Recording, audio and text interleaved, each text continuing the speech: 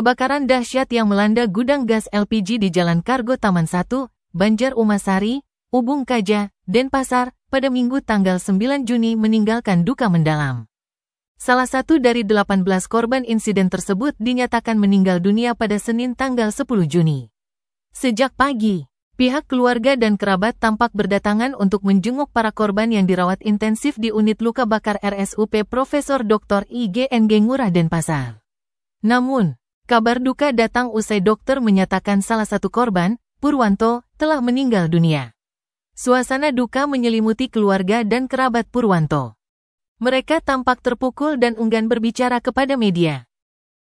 Kasubag Humas RSUP Profesor Dr. IGNG Ngurah, Dewa Ketut Kresna, membenarkan informasi tersebut. Purwanto mengalami luka bakar dengan tingkat keparahan mencapai 45%. Jenazahnya telah dibawa oleh pihak keluarga menggunakan ambulans menuju rumah duka. Saat ini, masih ada 13 korban kebakaran gudang gas LPG yang dirawat di unit luka bakar RSUP Profesor Dr. IGNG Ngurah. Jumlah ini bertambah dari sebelumnya 8 orang, karena adanya rujukan dari rumah sakit lain. Pihak RSUP Profesor Dr. IGNG Ngurah akan menyampaikan perkembangan kondisi para korban secara berkala kepada masyarakat. Diberitakan sebelumnya, kebakaran hebat disertai ledakan menggemparkan warga Denpasar pada Minggu tanggal 9 Juni pagi. Kini penyebab kebakaran gudang LPG ini masih diselidiki Polda Bali.